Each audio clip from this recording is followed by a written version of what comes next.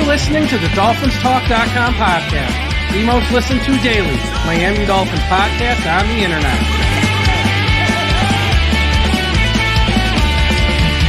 Miami's got the Dolphins, the greatest of all. Come on, Dolphins fans. Time to fins up. We're in the air, we're on the ground, we're always in control. And when you say Miami, you're talking to my ball. Cause we're the Miami Dolphins, Miami Dolphins, Miami Dolphins number one. Miami Dolphins, Miami Dolphins, Miami Dolphins number one.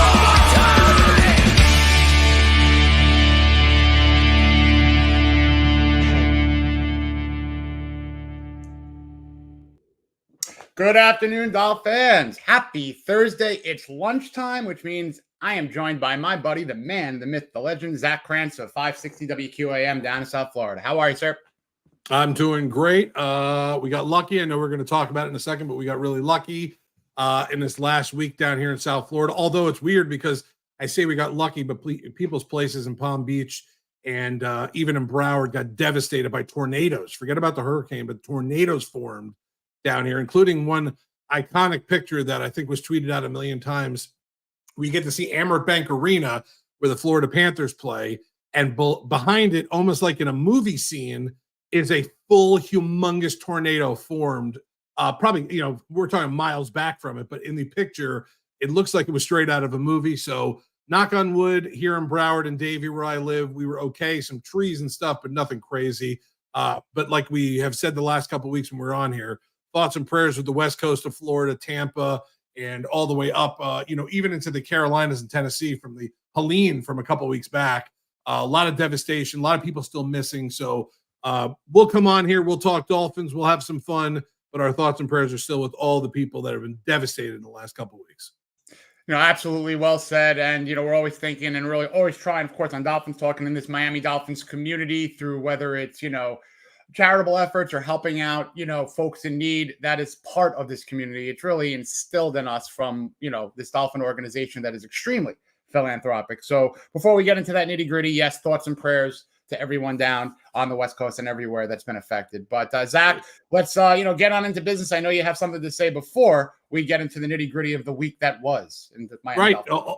DolphinsTalk.com, one of the biggest sponsors here, and we appreciate it very much, is Caneswear. It's a place to go for officially licensed apparel for the Dolphins, the Heat, Hurricanes, Panthers, all the professional and college teams here in South Florida. If you're looking for that latest jersey, a birthday gift, a hat to hit, whatever it is, they have it there, especially if it's your favorite South Florida team at Caneswear. Check out Caneswear for their overwhelming supply selection of everything in sports apparel. It's right here in Davie by the house, 2655 South University Drive. Like I said, here in Davie, Caneswear's got it all. And if you're not in South Florida, if you're at Sarney up in the Northeast, well, no worries. If you're international, no worries. Caneswear.com, shop all their inventory there, and you can get everything that they have, and it'll be shipped to you very quickly. Brett and the boys there are the best. Caneswear.com. That's the website again. Caneswear, the spot for all Miami fans, where all Miami fans shop. Caneswear.com is your one place destination. And there is a 100% chance that within 10 days, I will be walking through that store's doors full on a Godfather sandwich from Las Spadas. I cannot wait to get down to Miami and the South Florida area for the Week 8 game against the Cardinals. But before that, a little bit of housekeeping. There's obviously Jaylen Phillips went through his knee surgery, and just be remiss to not say anything positive and encouraging. Jaylen Phillips has gone through this injury road before, but it's almost like he is, a freak of nature where he is going to attack rehab. We all expect him back. So obviously we are thinking of Jaylen Phillips. Anything to say, he's very social media, out there. He really kind of speaks to the fans, and he's been very upfront about his journey, his process with the injury. So what are your thoughts on Jaylen? And of course, we all wish him the speediest of recoveries. Well, a beloved player down here in South Florida, not just the Dolphin fans, Canes fans as well. So you don't want to see, a guy go through a devastating injury again, and he did. I hope everything is through surgery went well, rehab goes well. You feel for the guy in a couple different reasons. One, because of all that rehab he did to come back from the initial injury. Now he's got it all again to go through everything to get back on the field. His contract and the situation with that is coming up. So that's another thing you never want a player like that, especially a beloved one, who's about to sign a deal or get ready to sign a new deal get an injury, because that always hampers. NFL is a business. As much as we love players, it is a business, and it's about money and about a business. So we get that. But outside of all that, speedy recovery, speedy everything. We're Dolphins fans. We want him back as soon as possible. And hopefully rehab goes well, surgery went well, and he'll be back on the field before we could even blink at this point, hopefully sometime early next season.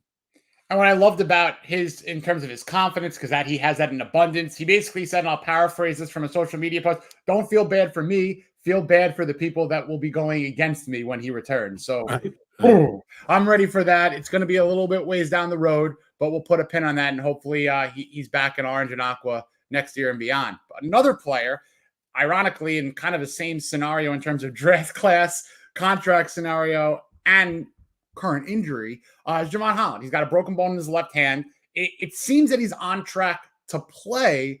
What have you been hearing down there, and what is the likelihood that we see him on the field against the Colts?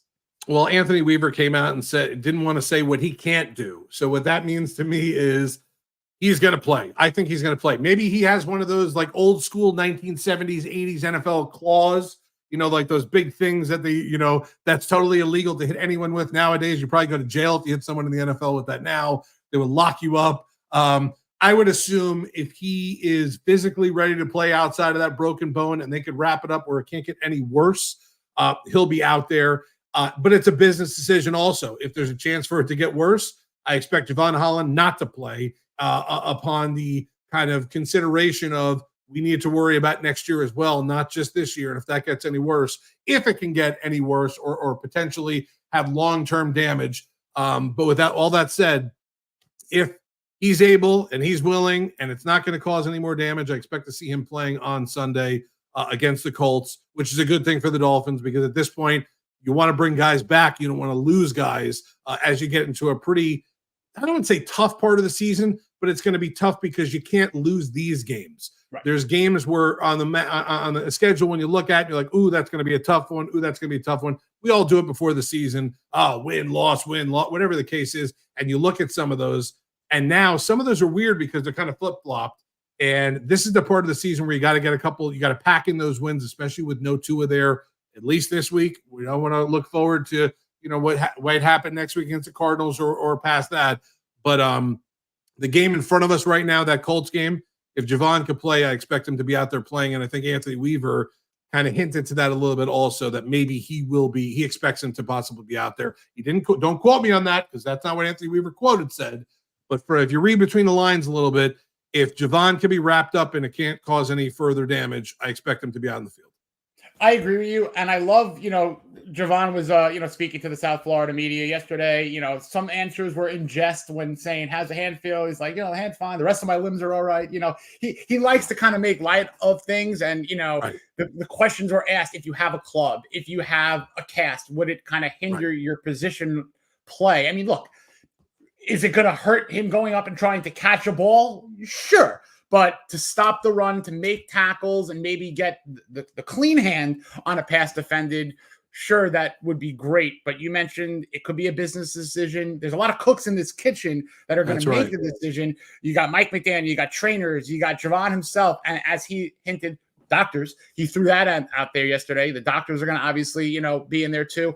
And I wouldn't be surprised if there's a couple of rumblings from the agents and the management about the business decision. So he did say a couple of things in between the lines. He did say they're going to get through the week. So here we are on Thursday, but we're probably 36 hours away from definitively knowing at the very least. Right.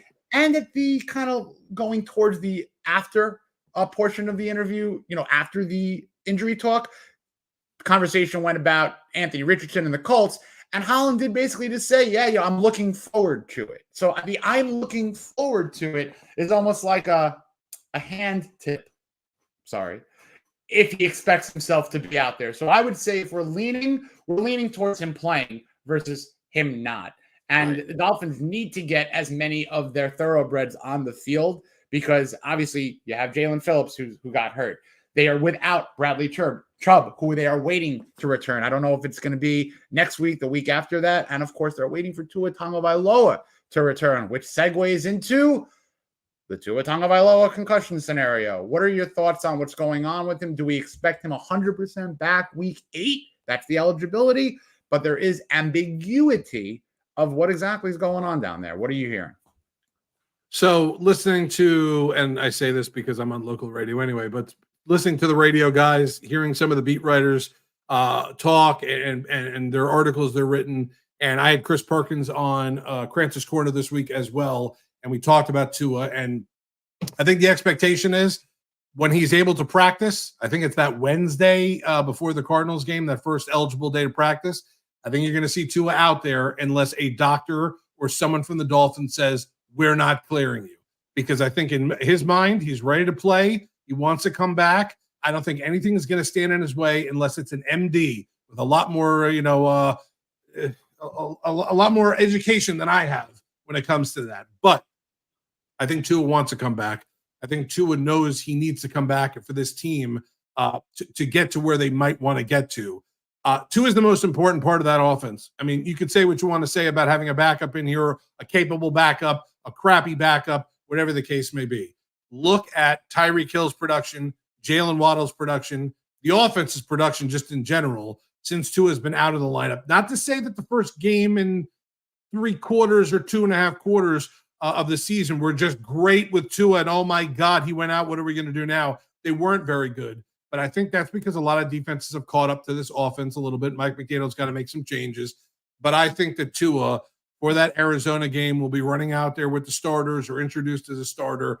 I don't see anything getting in his way except a doctor. At this point, unless a doctor or someone from the Dolphins says, we're not ready to put you out there.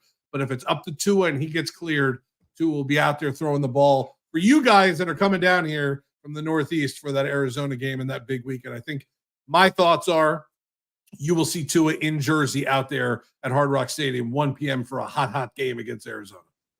What's very interesting is how the timing, the schedule, things are playing out. And of course, with other teams in the AFC East and around the league, a couple weeks ago, the world was ending. Everything was falling, crumbling.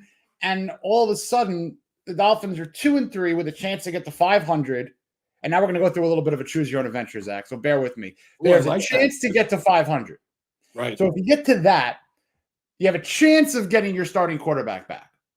And then if you get to that, you got a chance to be 4-3 heading into what could be a massively marquee matchup against the Buffalo Bills in Western New York.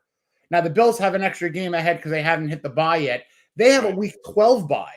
So even if they rattle off a couple of wins and the Dolphins rattle off a couple of wins, they're not going to be rested. They're going to be battered and bruised. And I know it's a game potentially 3 weeks away in Buffalo, but that game could really, or it could start against Indy. The next 3 games could dictate the next 3 months or 3 years of this franchise when you really think about it, also leading into the trade deadline, which brings us to what the AFC East rivals have done almost within an hour of each other. They had to one-up each other. Jets bring in Devontae Adams. Bills bring in Amari Cooper. And the Dolphins are preparing for a game on Sunday. I'm not saying they need to make a move. They need to win the game Sunday. How are we going to win this game Sunday, Zach? You said the passing attack has not really been great. Could you do me a favor? Could you name a wide receiver not named Tyreek Hill or Jaylen Waddle to have multiple receptions this season?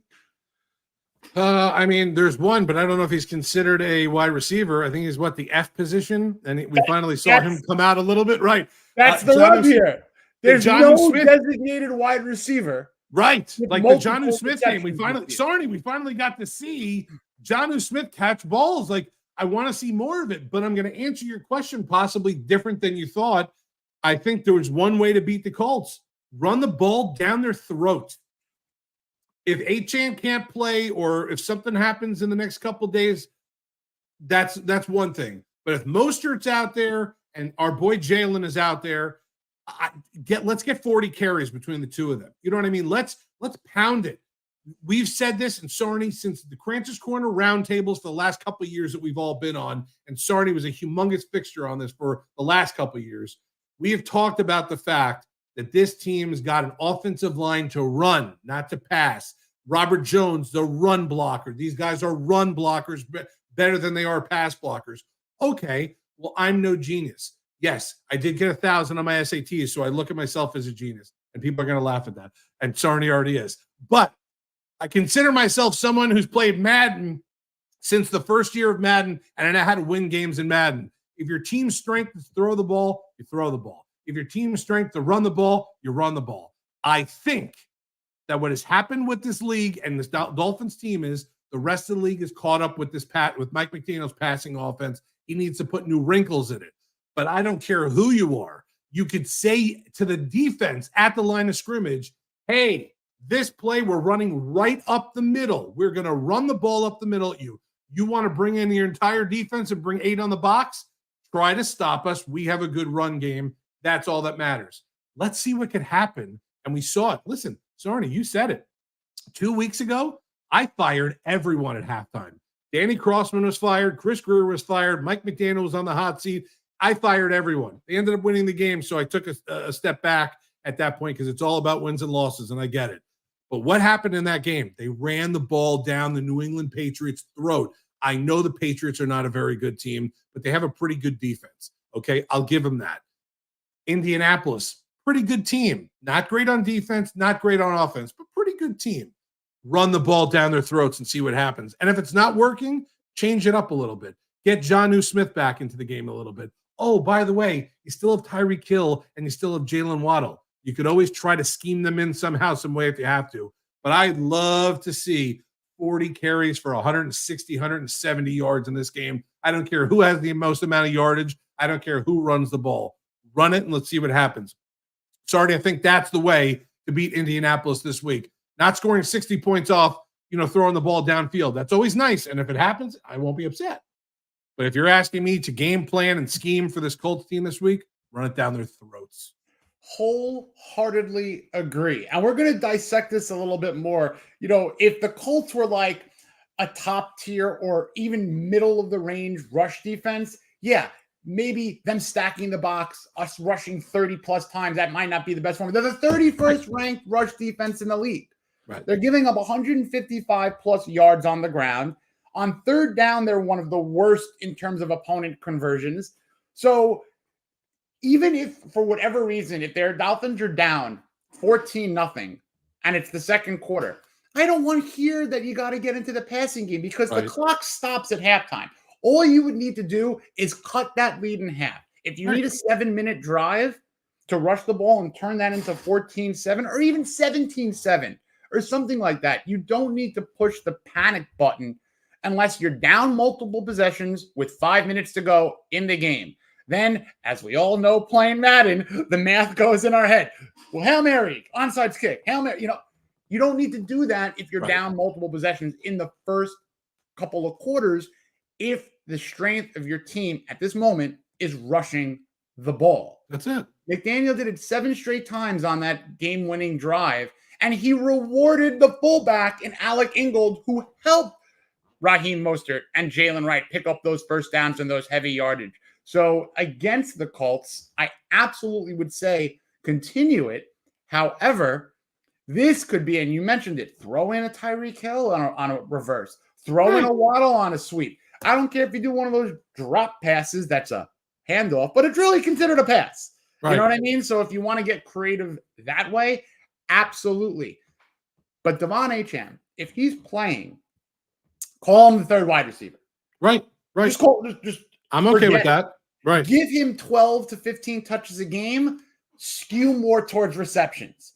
Because if we're running A gap, B gap, if we're running those heavy yards in the middle and going into the pile, that's a Raheem Mostert job and a Jaylen Wright job. Get Achane out in the slot. Get him as the X, the Z. I don't care what letter you call him.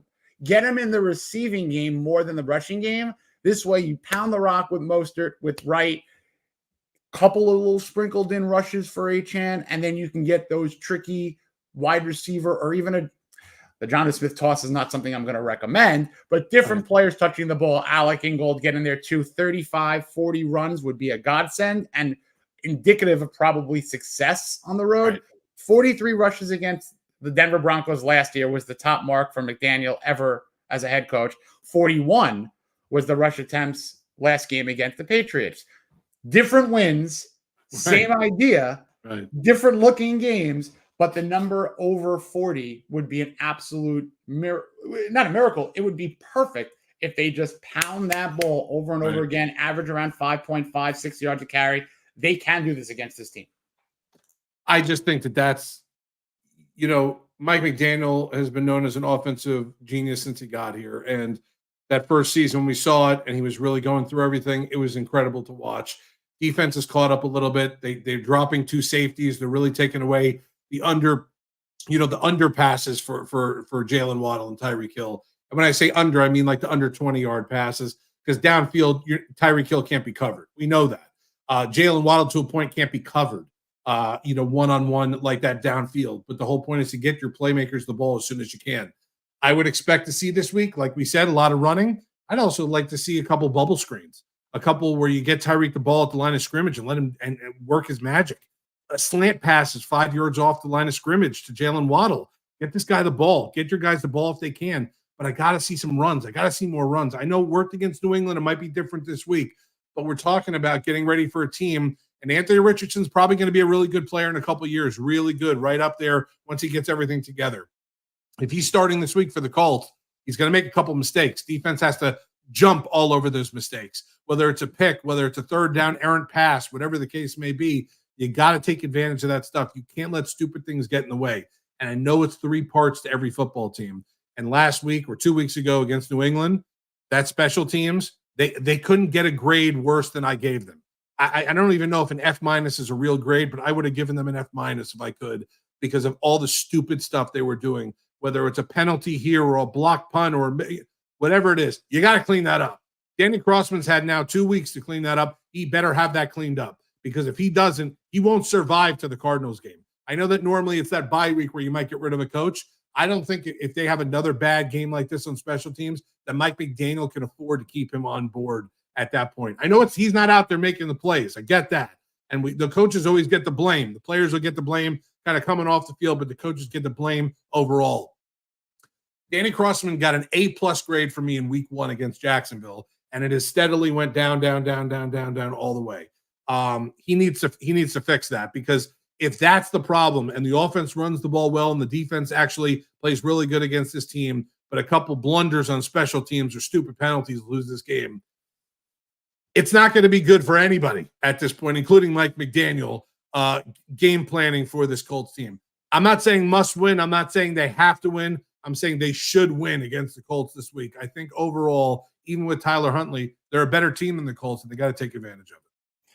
To stick on the special teams right there, if this is like an off year that Crossman and his unit is having, that's one thing. But there has been consistency at being the one of the worst. And it's a 3-tier game. We have to know that. And maybe sometimes if you wonder why McDaniel is going for it in midfield on 4th and 2, or going for a long field goal on 4th and 1, or whatever it is, there might be that trepidation of relying on a field flip, relying on your coverage unit, right. So until that confidence is won back, Crossman to me is, I don't even think he's capable of sitting on a chair. He's going to burn himself. It's too hot. But right. Why has there not been either a massive change or a massive improvement? And you're right. It can happen on Sunday where things are going well and all of a sudden blocked kick, all of a sudden returned punt, or a 39-yard return punt where they should have, covered it well enough where he could have fair caught it. You know what I mean? These are yards that matter. Field flipping matters. So yeah, this is a huge, let's call it a legacy game. Hopefully not a severance game for Danny Crossman. So right. I don't know. Maybe and get back to 3-3. You said it earlier. Get back to 3-3, and all this. And I'm guilty as anybody. Firing this guy. This guy is playing like, this guy that blah, blah. All of it goes out the window. If you go 3-3 and Tua comes back, that means you're still in it. The AFC East is all over the place. You still have a game against Buffalo coming up. And yeah, you got to worry about Buffalo getting a weapon in Amari Cooper and the Jets getting Devontae Adams. I get that as well. Take care of your own stuff. Make sure you're on top of your own stuff and not worrying about everyone else at this point. Make sure Tua is ready to play and ready to run this offense again, because I know he's got fire underneath his ready to come back and play, because of everyone saying he should retire or he shouldn't play, he shouldn't do this anymore. Medically, I don't know if he should play anymore, but that's not up to me to decide. That's up to him and his family to decide, him personally and his wife, and looking at his kids and his parents and that doctor and everyone else around him.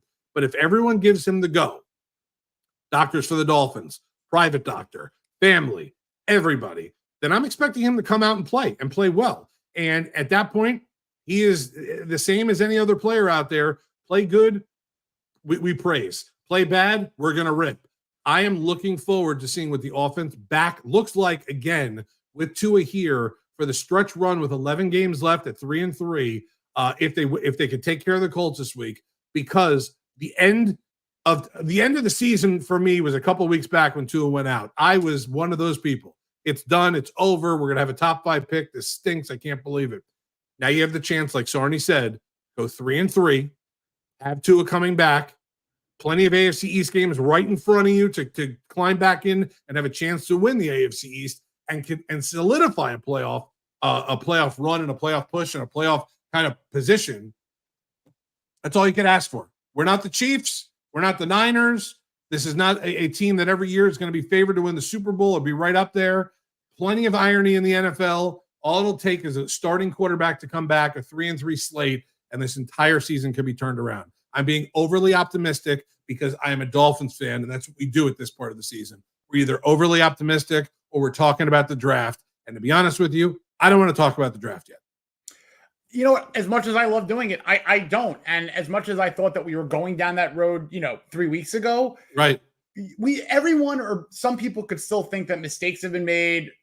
Roster is a little Swiss cheesy, filled with some holes, whatever. You could think that that's okay, but also being able to be in it, and in 3 weeks they could be 4-3, 5-3 with maybe a trade in the works because they have some capital. And if you're going to go into a mid-season trade deadline, 1 game out of first, about to go face your rivals to tie them or essentially get a half a game out or whatever it is, and you need to trade a 3rd and a 5th rounder for one of the 3 or 4 positions that you need, sure, you could become buyers if they win this game. Inversely, you lose this game, you might have to really think about what you're doing with Tua. You might become sellers. And then in Halloween, we're talking about the draft. So a lot of things can change. But I mean, think about how different if I would have told you a couple weeks ago, 2-4 and 3-3 sound. 2-4, season's over. 3-3, really? We're still in it? Like, there's so much of a difference, and it comes to this week in this game against the Colts this week. And you just can't look. Don't look ahead. Don't look at the Cardinals. Don't look at this. Dolphins need to win this game. Like I said, maybe I know a lot of the commenters are saying must win, must win. I get it. I'm not willing to say that yet, but we're really close to, at this point, getting this win, winning this game, and having Tua come back. Because I can't begin to tell you where my mindset was with this team 3 or 4 weeks ago versus where it is right now. Even in that New England game at halftime, like I said, I was the guy that lit his house on fire. That was me. I'm firing this guy. And now I'm kind of like, okay, well, they win this week. They're 3-3 and Tua is coming back. That's a much different scenario than I thought it would be 3 or 4 weeks ago. And probably the best case scenario to a point, outside of, being 4-2 instead of 3-3. But I'll certainly take it. If it's 3-3 and Tua coming back, I'm telling you right now, this Dolphins team could get healthier. I know that Jaylen Phillips is out. I know Javon Holland's got the hand. But what if a Chubb comes back? What if Odell gets into the offense a little bit more? What if River Craycraft comes back? There's a couple guys that could still come back to help this team. And I'll tell you what, I'd rather have them for the back part of the season than the front part of the season to help us in that playoff run. So I'm a little bit optimistic, even though a couple weeks ago I was ready to fire everybody and start all over. So that's, as a Dolphins fan, that's we all know that, but that's where I was personally a couple weeks ago. And you know what? A couple of things happen differently. The Bills get one more win. The Jets don't lose a game they shouldn't have lost a couple of weeks ago.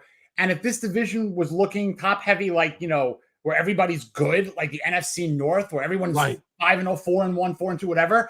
Yeah, a 2-3 team is in deep trouble, but that's not the case. Forget about the Patriots. That's fun to say. Just forget them for a couple of years. Right. The Jets are worse off by a loss, and they're also kind of in flux with what they're doing. Obviously, they just brought in Adams, so whatever. but the Bills have had that stigma that the Dolphins had last year. We're going to crush you against the teams that we know we're going to crush you, but the better teams might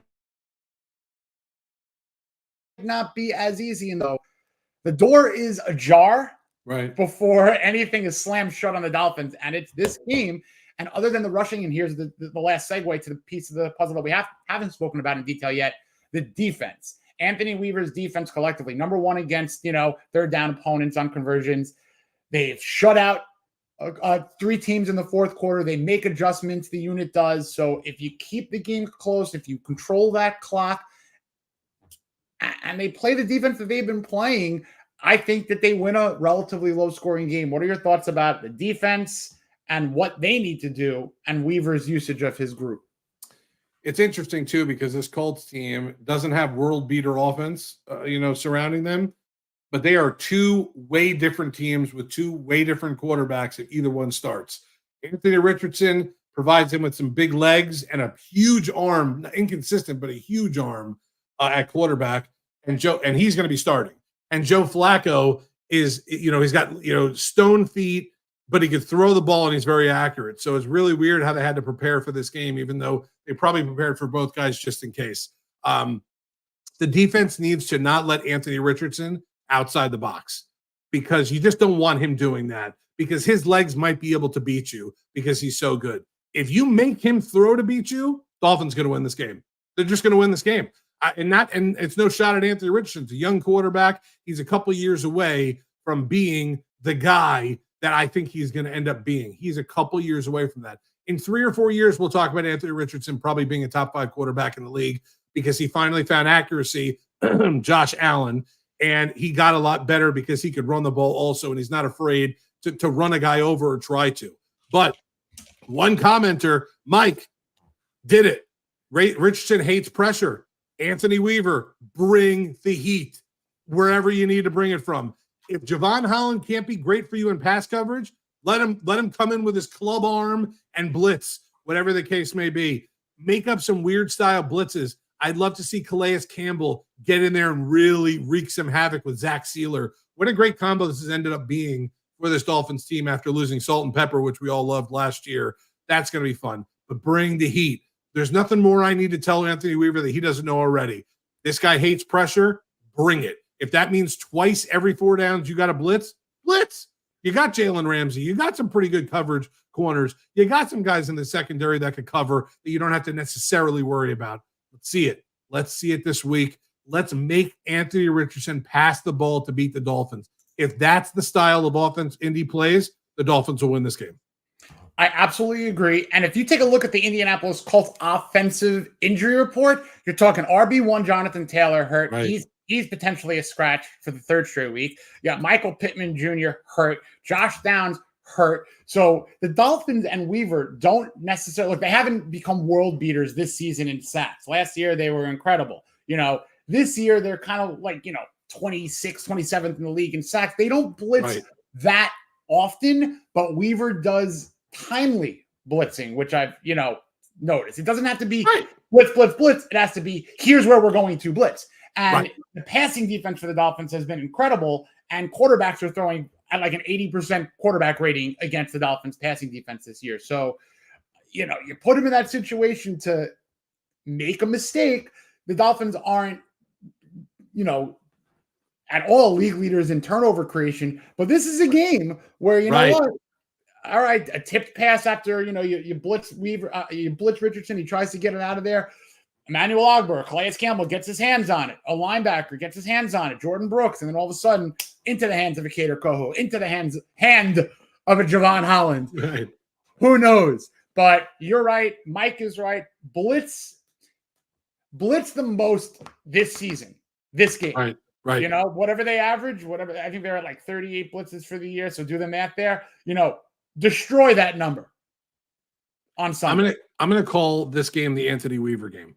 Oh God, that's fine by me. Because I think Anthony Weaver needs to win this game for Mike McDaniel. And I'm not saying hold him to 0 and 27 yards rushing and under 100 yards passing. We've seen it in the past where you can give up plenty of yards and still win games. You just don't give up a lot of points. That's what needs to happen here. Just limit the big plays. blitz the hell out of Anthony Richardson, and at that point, do what you have to do to win this game on defense. And whatever you need to scheme up this week, you scheme it up. I am officially calling this the Anthony Weaver game of the season because I think Anthony Weaver and this defense are going to be the difference in this game. Offense might put up points, 21, 24, 30, whatever it is, that's fine. But controlling this offense because you're better than that offense is the big thing this week. And I think Anthony Weaver, this is going to be the game where he proves himself and proves that his scheming on defense for this kind of a quarterback, which, like I said, is not a world beater right now, but he's got every attribute to be that guy relatively soon. Take it away from him, make him make mistakes, capitalize on the mistakes. I would love to see this week an Anthony Weaver defensive pick six. Give me a Van Ginkel this week. By the way, that's what I call pick sixes, by the way. And I know it hurts Sarney. It hurts Sarney more than anybody. I know. It's still too soon. I know. But that's, unfortunately, that's what my brother now does it. Someone on Red Zone pick sixes, and he goes, oh, the guy just Van Ginkeled it. I'm like, oh, stop. It stinks that I have to say that, but I say that anyway. So, yeah, I'd love to see that this week. And Cap for life or Mr. McDolphin, defense will score a touchdown this week. I kind of want to see that. I would love to see that. I'd love to see it. I don't care if it's a fumble recovery. I don't care if it's a block punt. It could be a special teams. Danny Crossman proved me wrong that you should be fired. Scheme up something where you're blocking a punt, where you're blocking a field goal, when you're returning something for big play. I want to see the defense of the special teams take the reign this week a little bit more than they have. I know what the offense can give me. I know what it's limited to with Tyler Huntley. Maybe it's a little bit more open this week, and hopefully it is. But just get me to 3-3 so I could take a deep breath and now scheme with Tua come the Cardinals game. That would make me very happy as a Dolphins fan.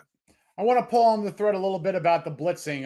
Lo-Fi Anime makes a good point. Fangio did not blitz last year either. The difference why they were, I think, getting a lot of sacks, you had Christian Wilkins and Zach Sealer feeding off each other, winning, right. Not necessarily blitzing, just winning. And then you had Jaylen Phillips, Bradley Chubb, Andrew Van Ginkel. There's sack artists not on the field. So you didn't necessarily have to blitz for last year's collective unit to do their job and just get to the quarterback, as opposed to, a blitzkrieg call where you're getting actual sends from different areas. Not a lot of cornerback blitz, not a lot of defensive back blitzes last year, but this, I think, is the game where you could see, look, if you want to just utilize a Javon Holland where you don't need the left hand, freaking send him and put the shoulder down and just lay it into him. Send him on a corner blitz from the slot. You know what I mean? Send Kohu.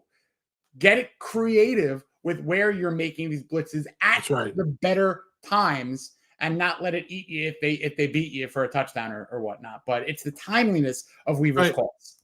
Yep. I just think at this point, and I've read a lot of the comments too about Tyler Huntley, possibly his last start, maybe he shows off a little bit. Okay.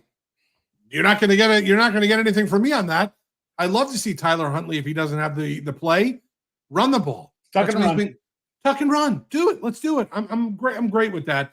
It doesn't matter how the offense scores. I just want to see them score some points. I'm more worried or more interested to see after this bye week, coming into this game. I don't want to say season's on the line, but if the lot's on the line this week, the defense of the special team says to the offense, do what you got to do, but we got it. We got your back this week. We're going to hold that offense to whatever. Special team's not going to make any mistakes. Maybe one play they are special, and the offense just needs to hold their own ground. Love to see it this week. Love to see back in 3-3. I know I keep saying it, but man, oh man, it just sounds so much different than it did a couple weeks back. I'll tell you another thing. I love the Weaver game aspect, 1,000%. I get it that special teams is of mass importance, but someone said it just now. I saw our buddy Cap for Life, Jonnu Smith. And here's what I'm begging for. And I honestly think that this can happen. If the rushing game is working and they're chugging along, right, Mostert, the whole crew, bringing the Dolphins down the field, you're inside the 5.